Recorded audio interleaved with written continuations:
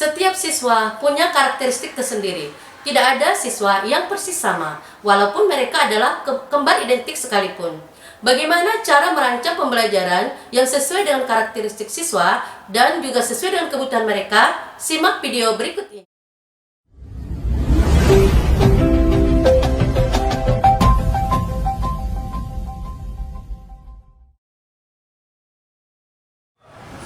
Assalamualaikum warahmatullahi wabarakatuh.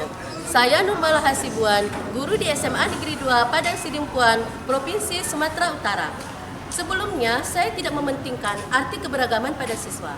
Saya tidak peduli dengan apa kesukaannya, bagaimana gaya belajarnya, dan bagaimana profil belajar dari siswa tersebut. Tetapi setelah saya belajar tentang pembelajaran berdiferensiasi, saya jadi mengerti untuk bagaimana merancang pembelajaran yang sesuai dengan kebutuhan murid. Sebelum melakukan pembelajaran, saya sudah melakukan asesmen diagnostik terhadap siswa dengan menggunakan aplikasi Aku Pintar. Hasilnya adalah 10 anak dengan gaya belajar visual, 12 anak dengan gaya belajar auditori, dan 13 anak dengan gaya belajar kinestetik.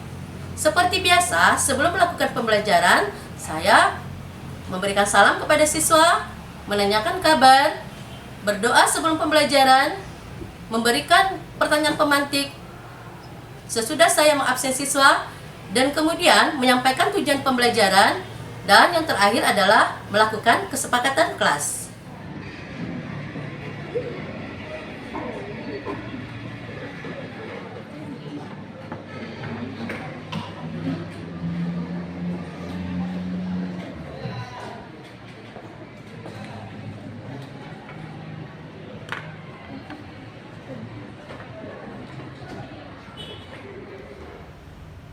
Assalamualaikum warahmatullahi wabarakatuh.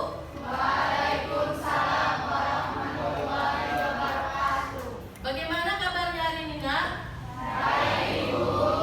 Alhamdulillah ya, dalam keadaan baik-baik semuanya. Berarti sudah siap menerima pembelajaran hari ini. Sebelum kita memulai pembelajaran kita hari ini, ada baiknya kita berdoa dulu. Silahkan kita kelas dipimpin dulu doanya. Siap, Bro. Untuk mengawali pembelajaran kita pada pagi hari ini, namanya kita berdoa. Berdoa mulai.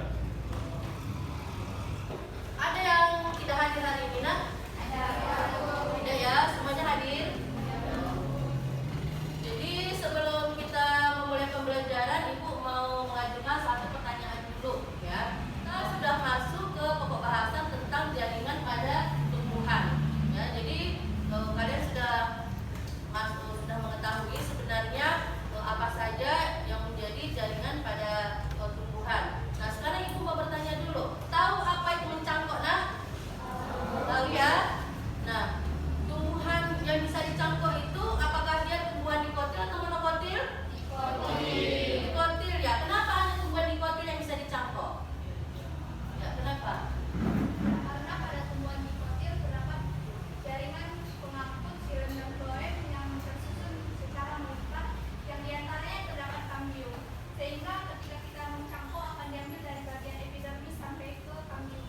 Iya, benar sekali. Sampaikan dulu apa yang menjadi tujuan pembelajaran kita hari ini. Tujuan kita hari ini adalah melalui pembelajaran model problem based learning, peserta didik kita sudah memiliki kesepakatan kelas ya, yaitu yang pertama masuk kelas tepat waktu, kemudian saling menghargai, jadi anak-anak sekalian, setelah kita mengasesmen diagnostik ternyata ada 3 gaya belajar yang ada di kelas ini, yaitu ada gaya belajar visual, kemudian ada gaya belajar auditori, dan ada gaya belajar kinestetik. Nah, untuk yang gaya belajar visual, Ibu sudah mengirimkan ke handphone kalian, ada link yang bisa kalian pelajari, kemudian ini juga ada buku paket yang bisa kalian gunakan.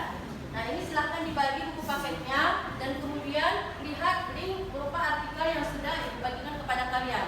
Sedangkan untuk gaya belajar auditori, Ibu juga sudah mengirimkan ke grup kelas, ada link video YouTube yang bisa kalian pelajari. Nah, itu silahkan kalian pelajari. Dan kemudian untuk yang gaya belajar kinestetik, tanpa menggunakan menggunakan buku, tanpa menggunakan link, artikel, dan juga tanpa menggunakan video YouTube, kalian langsung mempraktekkan untuk melihat jaringan pada tumbuhan.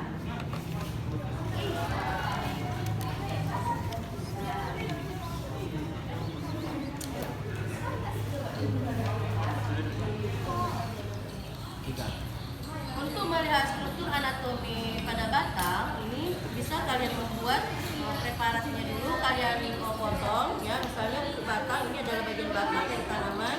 Kalian potong setipis mungkin, ya. Kemudian potongannya itu kalian letakkan di atas kaca preparat atau kaca objek. Setelah itu ditetesi air, baru kemudian ditutup dengan cover glass. Baru kalian amati di bawah mikroskop. Silahkan dikerjakan.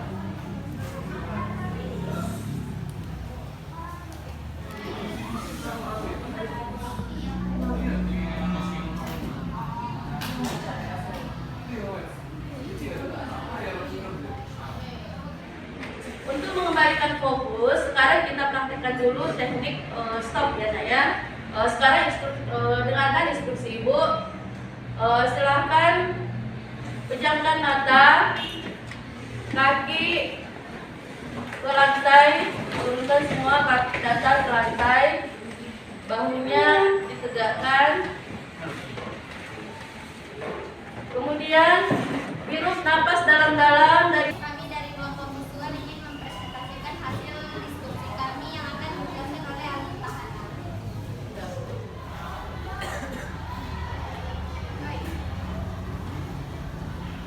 Pada tumbuhan dikotil terdapat jaringan epidermis.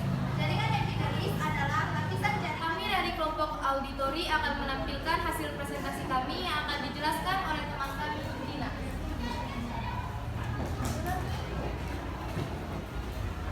Baiklah, saya akan menjelaskan struktur jaringan pada tumbuhan dikotil dan monokotil yang berupa nyanyian.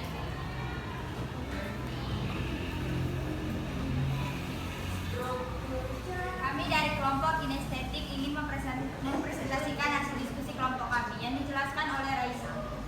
Baiklah teman-teman, di sini saya akan menjelaskan anatomi dari akar jagung. Pertama, di bagian luar anatomi dari jaringan akar jagung itu adalah terdapat root hair atau akar rambut. Sampailah kita di akhir dari pembelajaran kita ini. Tapi sebelumnya kita buat refleksi dulu. Bagaimana yang kalian rasakan setelah kita melakukan pembelajaran sesuai dengan gaya belajar kalian?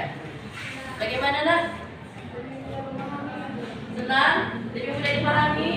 Ya, sebelum demikian saja pembelajaran kita hari ini kita akhiri dengan ucapan Alhamdulillahirabbil alamin ya. Selamat pagi semua anak-anak. Pagi Bu.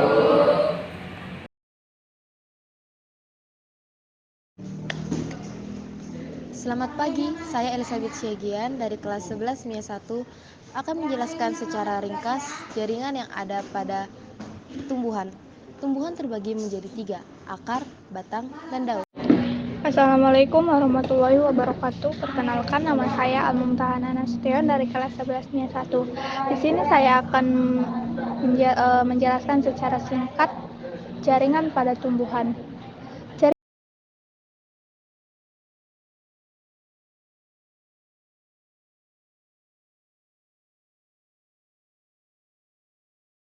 Assalamualaikum warahmatullahi wabarakatuh. Perkenalkan, nama saya Al-Mumtahana Nasution dari kelas 11 MIA 1.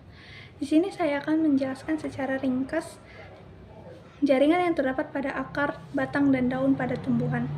Pertama adalah akar. Pada akar terdapat jaringan epidermis, korteks, endodermis, silinder pusat, xilem, dan floem. Sedangkan pada batang dibagi menjadi 2, yaitu monokotil dan dikotil, di mana monokotil terdapat jaringan epidermis, meristem dasar, floem, dan xilem. Sedangkan pada dikotil terdapat jaringan epidermis, korteks, stele, floem, dan xilem. Pada daun terdapat epidermis, mesofil, floem, dan xilem. Sekian dari saya. Assalamualaikum warahmatullahi wabarakatuh.